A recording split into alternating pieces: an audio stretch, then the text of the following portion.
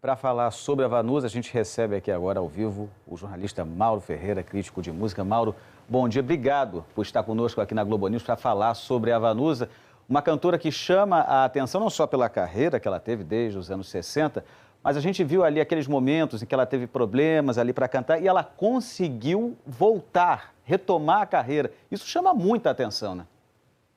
Não, com certeza.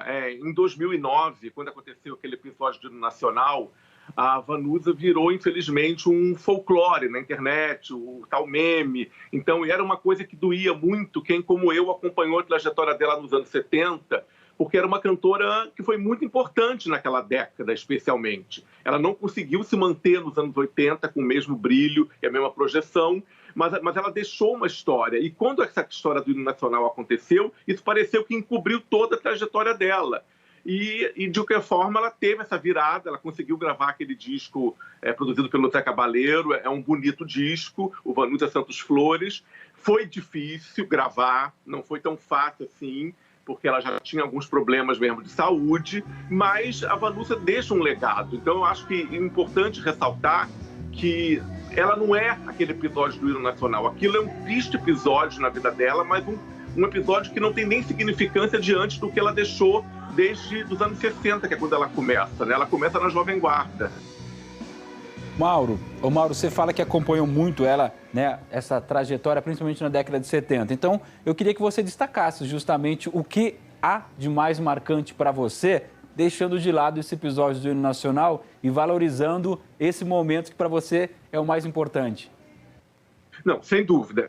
Como eu falei, a Vanusa, ela começa na Jovem Guarda ali, ela tem um sucesso para Nunca Mais Chorar, que é o primeiro sucesso dela, ainda associada aqui no universo da Jovem Guarda, e nesse mesmo momento ela grava a mensagem, que era o sucesso da Isaurinha Garcia, mais adaptado naquele contexto mais pop da Jovem Guarda, e também faz sucesso. No início dos anos 70, ela faz um disco que tem um pouco de psicodelia, meio rock, meio soul, e tem uma música chamada Atômico Platônico, se eu não me engano, que chegou a reverberar recentemente em trilha da série Os Dias Eram Assim, se eu não me engano. Então é o seguinte, ela deixou uma fase ali que ainda precisa ser redescoberta pelo público. Mas quando a gente fala de Vanusa, a gente está falando basicamente da cantora que surgiu para o grande público em 73 com Manhãs de Setembro. Essa música é uma parceria dela com o Mário Campanha. Manhãs de Setembro liderou as paradas nacionais em 73. Foi o ano que, por acaso, ela também gravou o tema de abertura do Fantástico. Não foi acreditado a ela, mas aquela voz era dela, era facilmente reconhecível. Então, a Vanusa estoura ali naquele momento. Ela encontra um caminho em 73 com aquele álbum puxado por Manhãs de Setembro.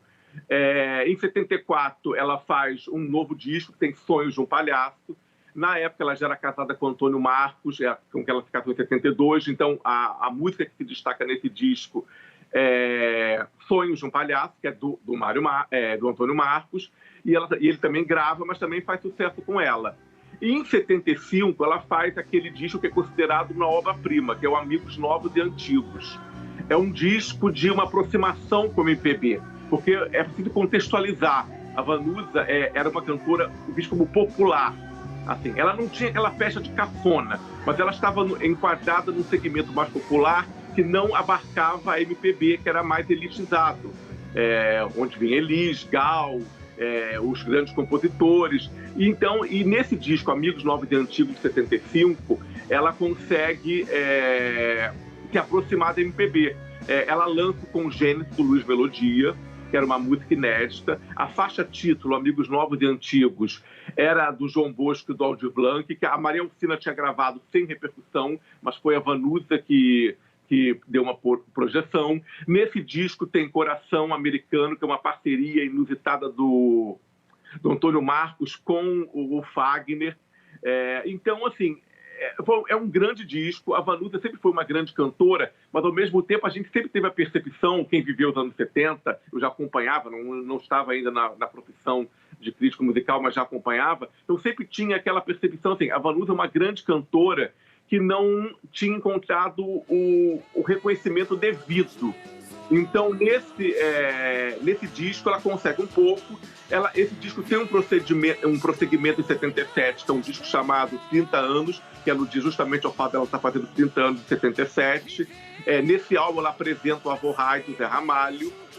Mas o fato é que esse disco não repercute tanto quanto o outro e ela acaba voltando para uma linha mais popular. Então, em 79, ela lança aquele disco que tem Eu Sobrevivo, que é uma versão de You Survive. Aí, então, aparece mais nitidamente na obra dela uma veia feminista que já tinha desde sempre, mas ela meio que pega essa bandeira. Então, isso é importante porque hoje a gente tem todo esse movimento importante das mulheres e Evanusa foi uma pioneira, ela foi uma empoderada, para usar até uma expressão já clichê. Então é o seguinte, ela sempre defendeu isso quando o mundo ainda era muito mais machista e poucas mulheres tinham voz ativa na música brasileira, assim, como compositoras, sobretudo. Então ela tinha isso. Dá para dizer até então que ela foi uma pioneira. Então a gente conversou com o Mauro Ferreira, dando essa aula para a gente sobre a cantora Vanusa, que morreu nesse domingo. Mauro, muito obrigado pela entrevista e bom dia. Obrigado, Mauro. Um abraço. Bom dia a todos. Bom dia.